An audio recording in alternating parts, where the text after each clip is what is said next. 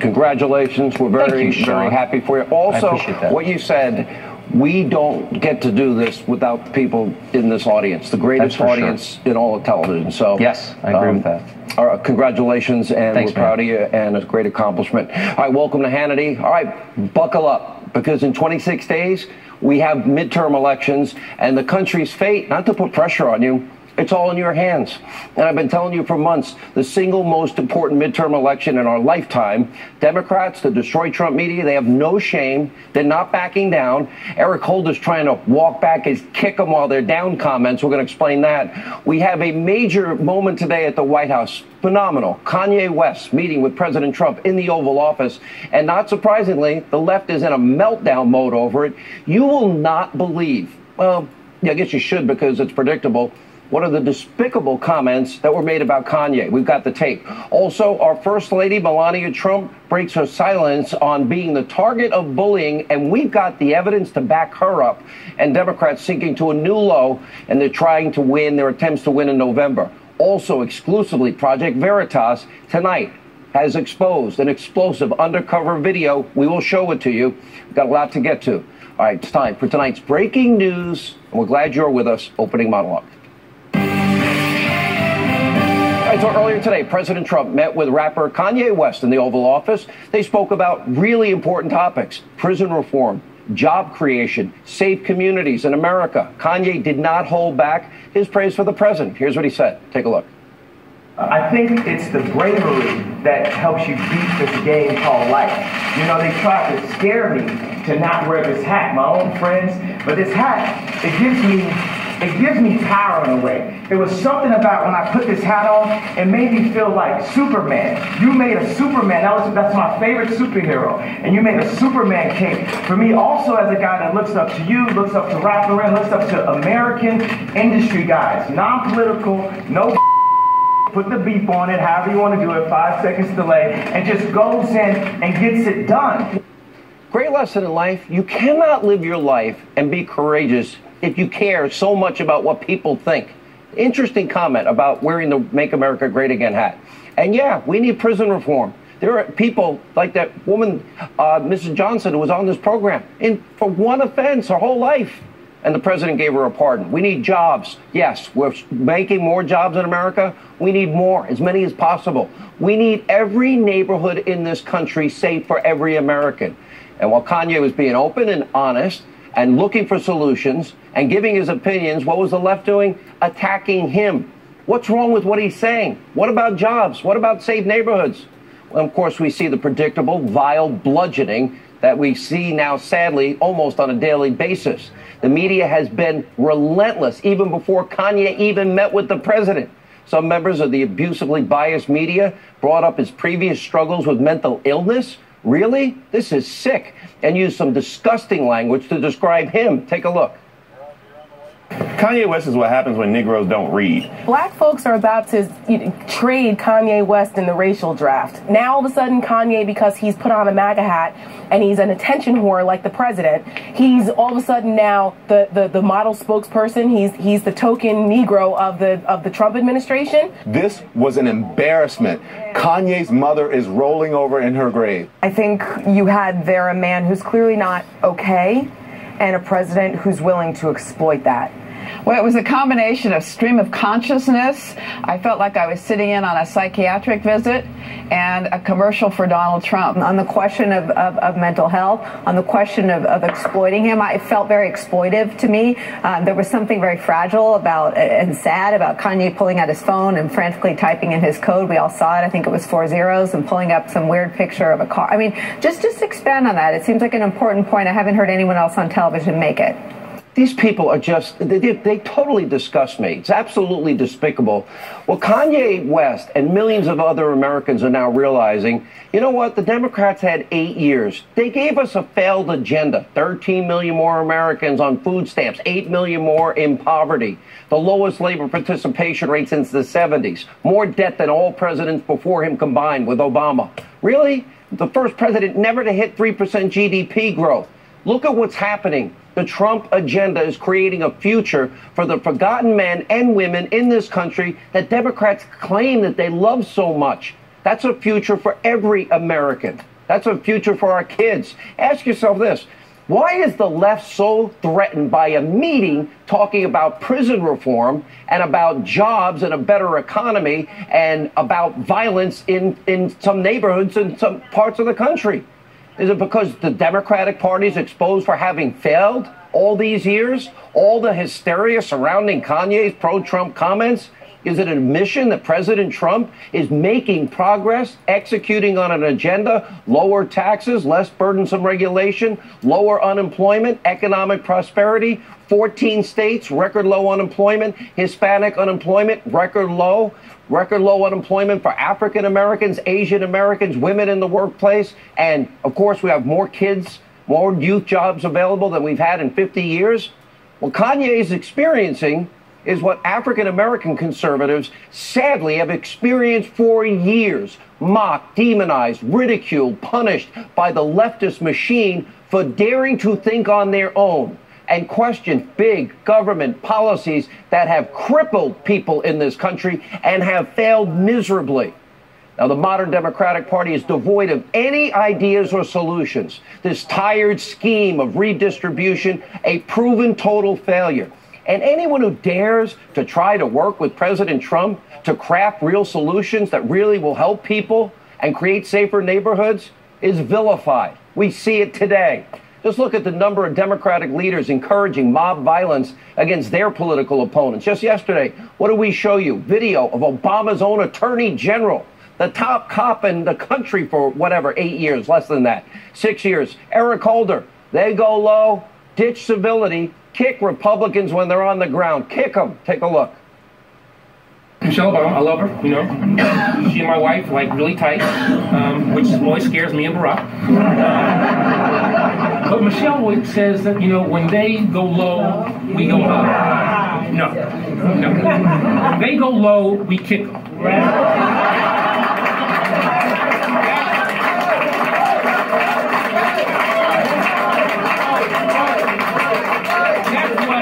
That's what this new Democratic Party is about. That's the real Eric Holder. But after the backlash, now he's trying to walk back his comments, which is phony and contrived. He sends out a tweet saying, okay, stop the fake outrage. I am obviously not advocating violence. When, in fact, I was at AG, crime was at a U.S. historic low.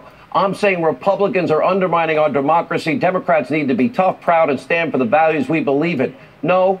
We didn't put any words in Eric Holder's mouth. He said kick him. He made those comments. So Eric Holder can sit and spin any way he wants. You saw the smile on his face, a crowd that supported him. We're not stupid. We know you meant it. He meant exactly what he said. And he should have just said, yeah, that's how I feel, sorry. Words like that have consequences. Now, earlier today, during an interview on Fox and Friends, the president had this to say about Eric Holder's pathetic comments. Take a look. They have to be careful with the rhetoric because it's very dangerous what Holder says. But Holder was held in contempt by Congress. Holder went after Christians. He went after our great evangelicals. He went after the Tea Party people. You know that. They just settled. The IRS just settled that case. Holder is... He's got some problems, and I don't see him running. And if he did run, I think he gets gobbled up before he ever gets to the election itself. I think the primaries would gobble him up. Eric Holder's not alone. Other Democratic leaders, they've been cheering on these types of tactics. This is all, well, on tape. Take a look yourself. You cannot be civil with a political party that wants to destroy what you stand for, what you care about. That's why I believe if we are fortunate enough to win back the House and or the Senate, that's when civility can start again. If you see anybody from that cabinet in a restaurant, in a department store, at a gasoline station, you get out and you create a crowd. And you push back on them. And you tell them they're not welcome anymore, anywhere. Please don't just come here today and then go home. Go to the Hill today. Get up and please get up in the face of some Congress people. With comments like that, is it any wonder we see on a regular basis, we see Republican lawmakers, public figures, women run out of restaurants, heckled at airports, heckled in front of their wives? Look at what happened to a truck in Washington State that had a pro-Trump bumper sticker on it. The owner of the car, Johnny McKay, he says he decided to take an Uber home from a local bar, and when he came back, this is what he saw. The language of the left, the people that want to be in power in 26 days, reaching new lows on an hourly basis. These consequences could be scary. First Lady Melania Trump, during an interview with ABC News, had this to say about how she has been treated, and she's right. Take a look. I could say I'm the most bullied person on the world. You think you're the most bullied person in the world? One of them, if you really see what people are saying about me. The First Lady is right. She's been the focus of constant media bullying, harassment since the day she and her husband descended from the escalators down at Trump Tower. They have been unrelenting. Here are a few examples to prove her point. Take a look. I want to really thank the First Lady, Melania, who has done an incredible job. She worked so hard on this event, and so I want to thank you. Yeah, that's not a chance she did one thing to help set that up. There's no... She didn't die, she didn't feel bad. The only thing she's been working on is an escape tunnel. I was struck by Melania's statement. She says, oh yeah. Do not do, don't just keep, don't do. No, I can't do that. No, we know, that's why we're telling you don't do it. Try it. No White House Easter celebration would be complete without story time from our First Lady. Be clever and curious, just like a cat. Ask lots of questions about this and that. About this and that. Today is Melania's birthday. Happy birthday, Melania. I know. That was necessary. Come on. That's so mean. The president was there to meet the freedmen, along with Melania, who is hoping to be freed next. Yeah, Jimmy Kimmel, the pervert, walking around with cucumbers in his pants, showing people. Really? We need Mr. Pervert judging other people? And it didn't stop there. After Melania Trump had a kidney procedure, well, then the media couldn't understand why she was staying out of the spotlight. Maybe she was healing? Now, some speculated, oh, she must have had plastic surgery. One Rolling Stone writer questioning if she was concealing abuse. They also ridiculing her clothing choices. And I want to say this is going to stop, but we know it won't. We're going to have more example of the left's new lows in a few minutes. But first, also tonight, we have a disturbing new undercover video. Very revealing. Project Veritas. In the tape, what do? They caught people working for Tennessee Senate candidate Phil Bredesen, calling the voters of Tennessee, quote, ignorant. The people on the tape also saying that he lied when he said that he would vote to confirm Brett Kavanaugh if he were in the Senate. Oh, shocking. We haven't independently confirmed the undercover video, but I think words speak for itself. We'll let you decide. Because, I mean, he wouldn't really, right? What? Vote for Kavanaugh? I don't think so. But I was so confused because I just can't believe that he would actually vote yes. Like, he wouldn't. But he's saying he wouldn't. Politics. Which I don't know if that makes it worse or better. No, it makes it better, but it's still... But what's the, like, I don't understand what's the gain by saying yes. Moderate Republicans. Is it because of, like, the voters? Yeah, that's it. So he'll lose voters if he says yes? Oh, straight up. Yeah. Are the people of Tennessee that ignorant? Yeah. They're ignorant, the people of Tennessee. We didn't vote yes. That's all. We're just doing that for show. We're lying to everybody that we want to vote for us. And as for a comment, Tennessee Victory 2018, the coordinated campaign of the Tennessee Democratic Party, they said, oh, Project Veritas posed as a fake volunteer and, quote, used secret video recording equipment to capture uninformed speculative comments made last weekend by college students. Well, those are actually the people that work on the campaign and youth organizers. Another stunning video also released tonight that could have a huge impact on the election. A video from 2011. What does it show? Arizona Democratic Senate candidate Kristen Sinema calling Arizonans, the people she wants to vote for, crazy. Wow, this is a great campaign ad. Take a look. And I want to talk to you about some of the things that I think that you can do to stop your state from becoming Arizona. You know, my state, I was born and raised in Arizona, born and raised in Tucson, near the border, and when we grew up, I remember in first grade, we learned a song about Arizona, because Arizona is the state of the 5 C's. So cattle, copper, citrus, cotton, and climate. And those were the 5 things that our state historically made its money off of. But I went out a 6th C, it's called crazy. The only crazy part would be if the people of Arizona fell for that act and that lie. We reached out for comment. We haven't heard back. Her campaign spokesman did give a statement to the Associated Press. She was frustrated. No one in the state legislature was standing up to out-of-state special interests working to take away health care from children and tuition and more expensive and da-da-da-da. That's a crock of you-know-what also. And then there's more disturbing news about Sinema. Just yesterday, FoxNews.com reported that she, quote, promised events at Arizona State University, get this, featuring a lawyer convicted for aiding an Islamist terror organization. And its leader, the lawyer in question, represented someone who was sentenced to life in prison in the 1990s for plotting to blow up the UN and FBI building and more. In Arizona, Republican Martha McSally, the Republican, is in a tight race. She happens to be an American hero that has served her country.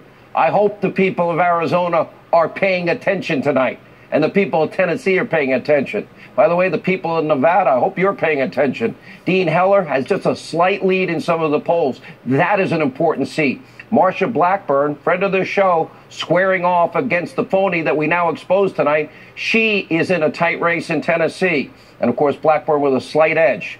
Now let's take a look at the House of Representatives. Now, we've been telling you 10 congressional districts a night. These are the districts that will decide the balance of power in Washington, D.C. Do you want Nancy Pelosi as your speaker? Pay attention. Now, we're going to show you 10 more House districts that voters need to keep an eye on. This will define the election results in 26 days. Arkansas, 2nd District, where Republican incumbent French Hill in a serious battle with Democratic challenger Clark Tucker. Next, in Iowa, their 1st District, Republican incumbent Rod Blum's seat. He's a Freedom Caucus member at risk of being overtaken by Democrats. Is one of the Democrats' best opportunities to snag a seat. If you're in that district, you need to vote. Now let's stay in Iowa, where the 3rd District is absolutely in play tonight. GOP incumbent David Young has a tough fight. Trump won there by 4 points in 2016. Kansas, a few races to watch in Kansas. District 2, Republican Steve Watkins is taking on a Democrat, Paul Davis. Kentucky's 3rd District, Republican incumbent Kevin Yoder. He's being challenged by Democrat Sharice Davids in a district that Hillary took by 1 point. That's going to be a tight race. Now you go to the Kentucky 6th District, where another incumbent, Republican Andy Barr, in a tight race against Amy McGrath. And let's go back to Nevada for a few critical races out there. Their 3rd District, Republican Danny Tarkanian. Yeah, that Tarkanian, the son of, faces an uphill battle against Democrat Susie Lee. Then there's Nevada 4th, where the Republican candidate Hardy is taking on a Democrat Horsford.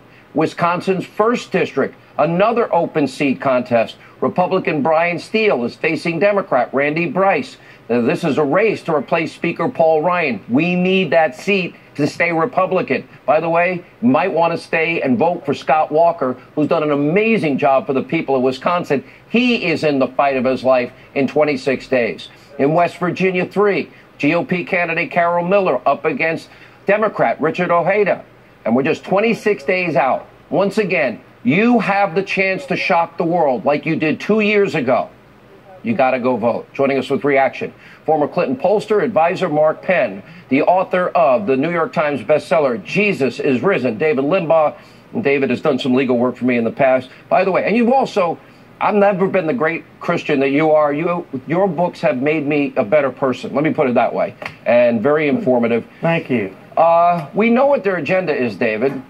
We see that people are openly lying. I don't see an agenda from the Democrats at all. What are they going to do to make the country better, to help the people of this country? They utterly have no agenda. So they pit Americans against other Americans, black against whites, women against men, rich against poor. That's why they're so outraged about Kanye, because he is finally coming out and straying from the Democrat plantation, and only blacks who support the liberal cause can read. We are to assume, think about what these people on MSNBC were saying, that Kanye can't read because he supports conservatives. So that means blacks who support policies that will help them don't read. It's just amazing. They have no substantive policies that will work. Mark, I know you work for the Clintons, but you're also a pollster. The bottom line for me is, as an American, I want every American to have the American dream. Nice house, safe neighborhood, decent car, take their kids to Disney, go out to eat once every week or every other week, not have to worry, save a little for their retirement. That is achievable. But under Barack Obama, we went way backwards. Donald Trump's policies are working.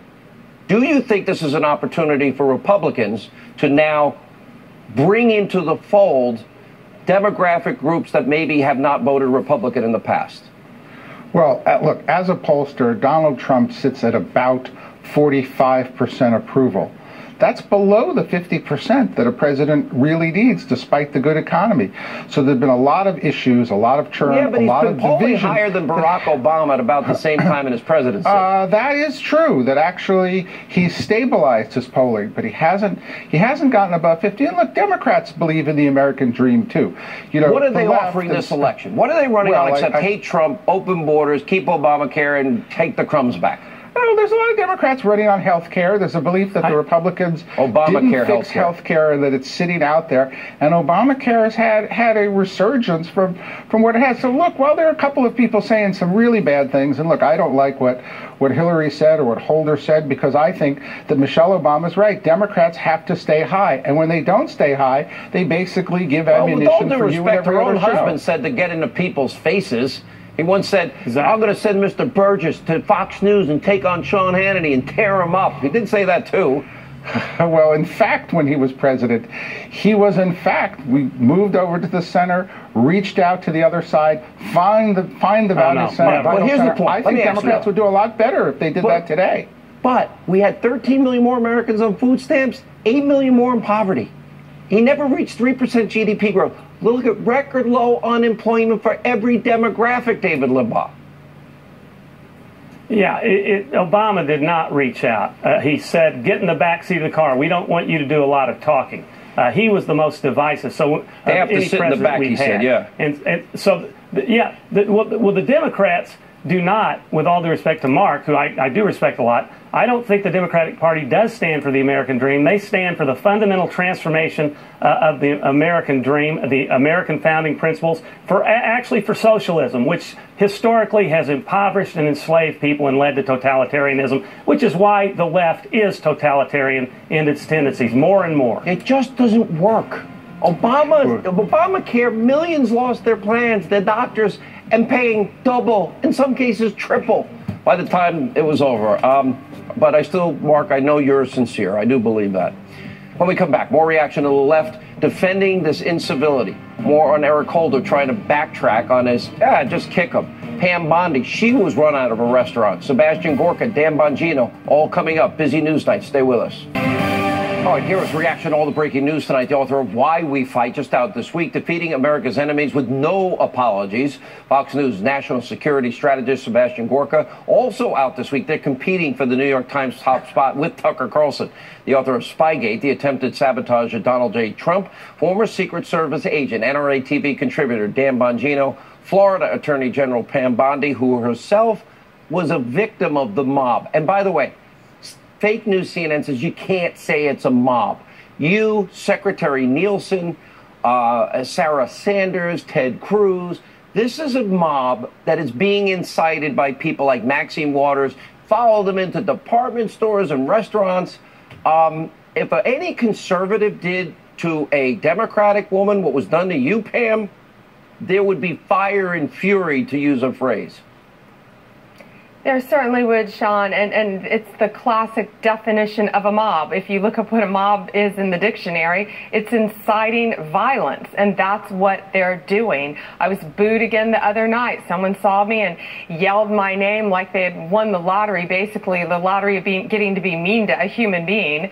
And You know, that's what the world's turning into. But they're doing it to wives, and they're doing it to women. The very people that say that they have a monopoly of compassion and that conservatives don't. Exactly. Yeah. Well, I'm sorry you had to go through that. You know, I'm not going to be a victim. This is now what they're saying to do. We're seeing it daily, and it is a mob. Yeah. And Democrats are inciting this with their words in many ways. You know, they are, Sean, but I think this is happening for a reason. I think in this Trump era, where now Trump just refuses to back down to this political pressure through the media, the liberal swamp, and these activist groups, it's enraged them. Sean, the left, for as much as I disagree with them ideologically, they're usually tactically smarter than this. But Trump has them moving and scattered. They just don't know what to do anymore because they're not used to a real political fight. Republicans would have, elected Republicans would have backed down by now, and Trump refuses to do it. We're looking at Ted Cruz, and he's with his wife, Heidi. And literally, he has to escort his wife and act as protection, Dr. Gorka, to get her out of the restaurant because they can't even let people sit for 5 seconds and have peace. Think about the metric in America today that you risk bodily harm if you put on a red MAGA hat in many parts of the United States. That's actually an act of courage. The left walks around in T-shirts with Che Guevara, a mass murderer, on their chest. We don't do anything to them. This is why the midterms are crucial, Sean. Do you want the mob to run America? Do you want people who will intimidate you if you do not toe their line? That's what the next 26 days are about. And Pam, when Kanye said today that it's freeing and it really is a sign of courage, I'm not going to let anybody tell me how to think. And I'm going to wear my Make America Great Again hat. Well, you could have held back a little bit on the cursing in the Oval Office, but we'll put that aside for a second. Most people have cursed in their lives. But you know, it's sad that we have the lowest unemployment for African Americans, Hispanic Americans, Asian Americans. And somebody's saying, good job, let's do more of this. And Kanye's a businessman, Sean, and he's a capitalist, and he understands that. And he's saying, let's make more products in the United States. He gets it, and he knows all the good that the president has done for the country. And Kanye West is brave. He's his own man. He's not scared to speak his mind and wear his Make America Great Again hat. And none of us are going to be victims, frankly. Ted Cruz was out there protecting his wife. And, you know, everyone's going to continue to do what's right, despite what the former chief legal officer of our entire country said, to kick people when they're down. It's despicable. And I know want everything Kanye wants, what he's saying anyway. I don't know. I'm sure I don't agree on everything. I disagree with him on stop and frisk because it worked in New York and lives were saved. But Dan Bongino, I agree on prison reform. I agree on safer cities, and I agree make products in America and create more jobs for Americans. I'm all in. Yeah, Sean, I've been really vocal about this. I wish a lot of the establishment-type Republicans who are selling this moment short would take a time out and think about this. Where have we fell short over the years? Cultural capital. Democrats have built up a bank account of cultural capital through Hollywood and celebrities. And finally, we have people with cultural capital saying, hey, these Republicans aren't crazy. Let's hear what they have to say. It's a big deal. Dr. Gorka, by the way, you clean up really well. I escaped from a gala to jump on your show, Sean. We'll give you the last word. Look, it's very, very simple. They have no policies. They have no argument. All they have is intimidation, and we will not let them get away with it. All right. Thank you all. Thanks for taking a break from that event. Pam, we're sorry what you went through. When we come back, we're going to have more on Kanye's meeting with the president today. Kristen Fisher has a full report. Candace Owens is with us as she is with Kanye in our nation's capital. She'll join us next. And a phenomenal candidate running for Senate in Michigan. You're going to love this guy. John James, also coming up next. All right, joining us now with the latest on the meeting between President Trump and Kanye West, Fox News correspondent in Washington tonight, Kristen Fisher. Kristen. You know, Sean, it isn't easy to upstage President Trump, but Kanye West stole the show today in the Oval Office. The meeting was supposed to be about prison reform, and it kind of was, but Kanye turned it into a 10-minute long stream of consciousness about jobs, race, guns, and why he loves his MAGA hat. They tried to scare me to not wear this hat, my own friends, but this hat, it gives me power in a way. There was something about when I put this hat on, it made me feel like Superman. Superman. He also took on his critics back home in Hollywood. Watch this. What I need Saturday Night Live to improve on, or what I need the liberals to improve on is, if he don't look good, we don't look good. This is our president. He has to be the freshest, the flyest planes, the best factories, and we have to make our core be empowered. Now you can see the entire White House press pool was crammed into the Oval Office to capture this spectacle, and at one point Kanye was asked a question about gun violence and the Second Amendment. The problem is illegal guns. Illegal guns is the problem. Not legal guns. We have the right to bear arms. And he also has the right to show the world the passcode to his iPhone, which he did inadvertently. It was 000000. Sean, please tell me that you have a better passcode than Kanye. It's not stupid. Well, I have a better passcode. It changes every other day. I don't even have the same phone one week to the next. Very secure.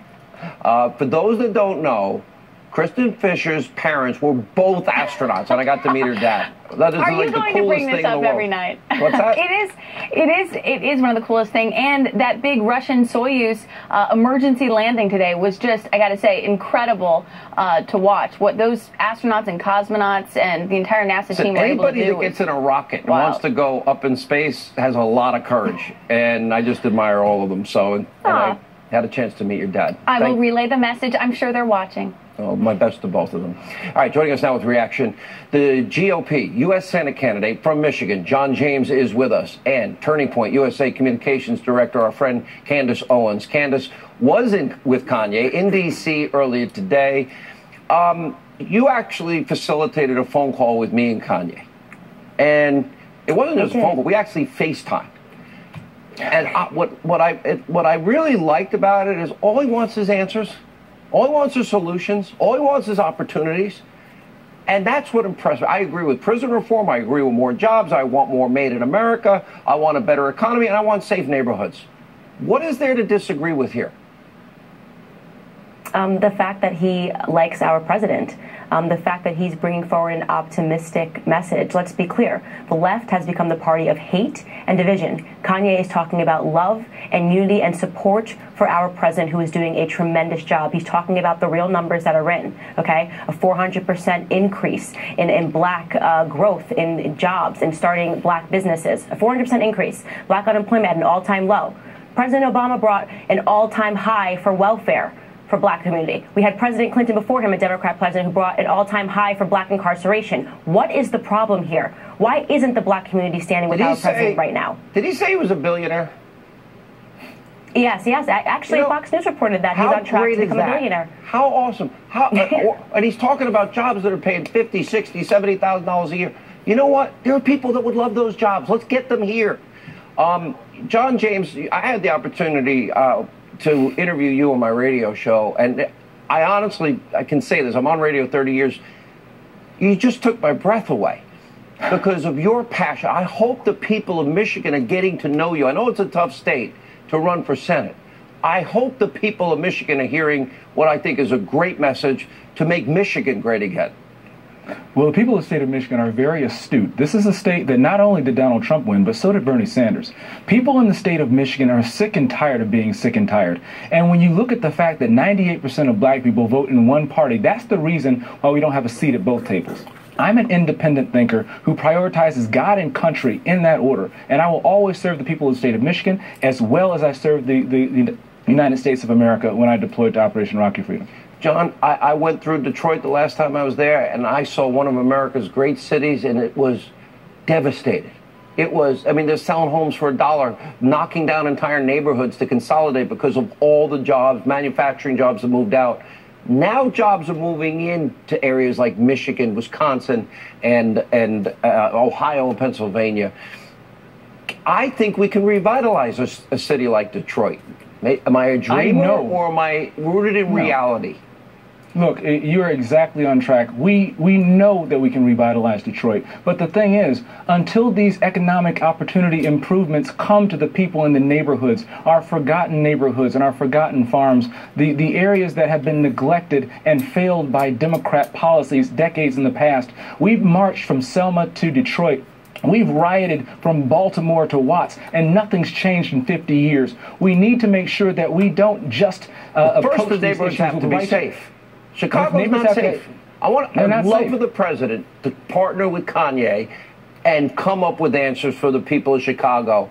It is a shooting zone, and it's been happening for years, and nobody's fixing it.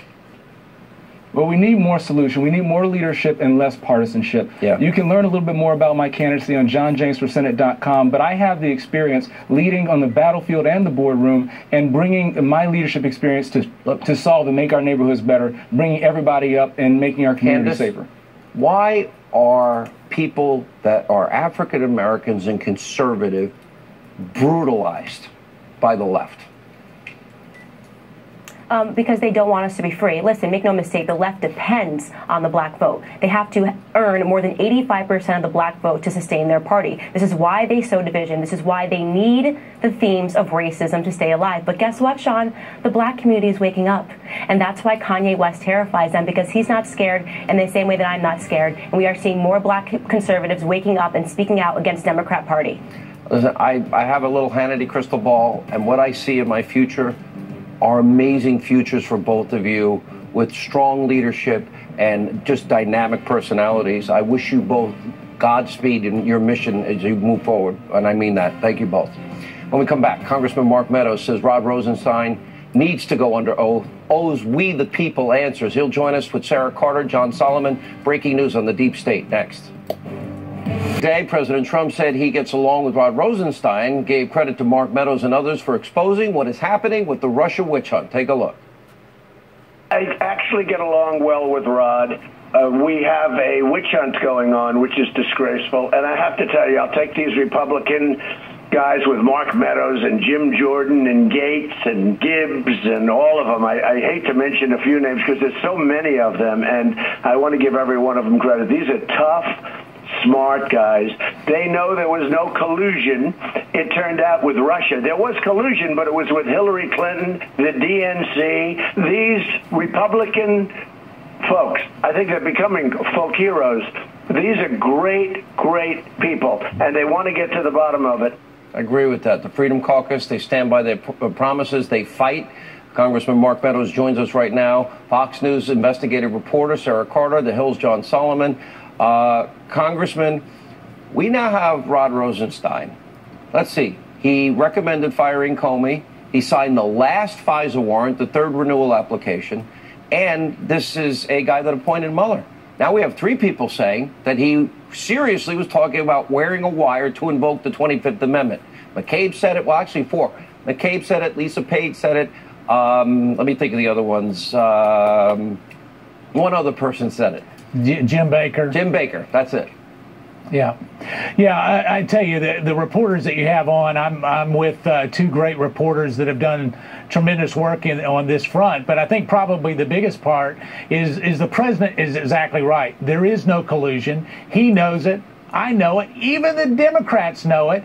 And it's about time that Bob Mueller, he must finish the investigation. It's time to call it quits, because what we're starting to find out are the wheels are coming off. Glenn Simpson, Fusion GPS Glenn Simpson, refused to come before Congress. I talked to Chairman Gowdy this evening. The only option we have now is to hold him in contempt of Congress. Why isn't that happening? And where are the 302s that the president was going to release? Where are the FISA warrants that he was going to release? Well, we've got to get those out. Transparency is good medicine, Sean. As you know, I've been advocating for that. The president has been advocating, but he wants to be cautious, and I applaud that. You know, he's getting accused left and right of interfering in this investigation, and yet interfering. They're obstructing congressional investigations. That's your constitutional role, which, to your credit, you're doing. Sarah Carter. Oh, I couldn't agree more with you, Sean, on this. I mean, look, we have Rod Rosenstein. Obviously, a lot of information has come out in the last few weeks. We know that James Baker, the former general counsel of the FBI, came forward and said, look, we took seriously what he said. He wanted to invoke the 25th. We now know that there were two other... That's right, and secretly record the President of the United States. Beyond that, we also know that there were two other people apparently speaking with Rod Rosenstein. I give the President credit for this, Sean. The President is a great chess player. I think he's making his move now. I think that the President came out. He's been talking to Rod Rosenstein. We don't know what happened on that flight. We don't know exactly what they spoke about during those 30 minutes, but the President is looking and watching. And I absolutely believe that there were other people inside this administration that were with Rod Rosenstein on this, and I think it's going to come out. I don't think it's going to come out next week, but I think eventually the President will make that public if he's smart, and then he'll get rid of Rod Rosenstein. He'll get rid of Jeff Sessions. He'll put other people in place. This is what I'm hearing behind the scenes. This is what I believe will happen. All right, so Lisa Page, John Solomon, says for 9 months they had no evidence of Russia collusion. This is just before the appointment of Rod Rosenstein and Mueller. And then, of course, even Peter Strzok said there's no there. Now I think with the media leak strategy that we've been able to unveil and report, along with the insurance policy comment, they leaked the information to different news sources. All goes back to the Clinton phony Russian dossier. They leak it all over the place to create an atmosphere that, oh, there must be so much happening. This really happened, when just the opposite is true. The only Russian interference came from Hillary paying for Russian lies that were disseminated to the American people and used as a fraud on a FISA warrant court 4 times. Yeah, listen, there was a lot of Harry Houdini going on in May of 2017 at the Justice Department. They knew they didn't have a case, and instead they tried to create the aura in the public media that there was a case and it was being obstructed by the president. And I think when we look back in history, we're going to see a lot. I was thinking today, and because of the work of Congressman Meadow, Congressman Jordan, those who've been digging, we now know, I think 2 years ago this month, Glenn Simpson and Christopher Steele were out peddling their story to the media, trying to get it out before the election, clearly showing their political covers. 2 years later, Glenn Simpson can't even come anymore and testify to Congress because he has to invoke his right against self-incrimination. How far has this investigation turned from collusion on Russia to collusion with the Democratic Party and the FBI? And it's because of people like Congressman Meadows and Congressman Jordan that bucked the trend and went for the facts and the truth. Sarah and Greg and others, you guys all deserve credit too. What did I call this year? The year of the boomerang. Quick question, all of you. Will we get the declassified unredacted materials? Mark Meadows. Yeah, I think we will get them, hopefully some sooner than later, before the election, hopefully a small group of them before the election, and we need to have them. Sarah? Yeah, absolutely. We need the dossier. We also need the Gang of 8 packet, which will expose the exculpatory evidence that's been withheld from the American people, and the 302s, of course. John, will we get them real quick? Absolutely. No doubt about it. Before the election? I think some of it's a lot of it will be after the election, I fear. All right, thank you all for what you're doing. Kid Rock at the White House today had a perfect response to a reporter. It's great. Next. All right, Kid Rock, he was also at the White House today, where he had a few words for a reporter who asked a, well, pretty dumb question for him. Did Trump fire Jeff Sessions? Fire you. Just perfect. That's like the way the press deserves to be treated, because they're fake news.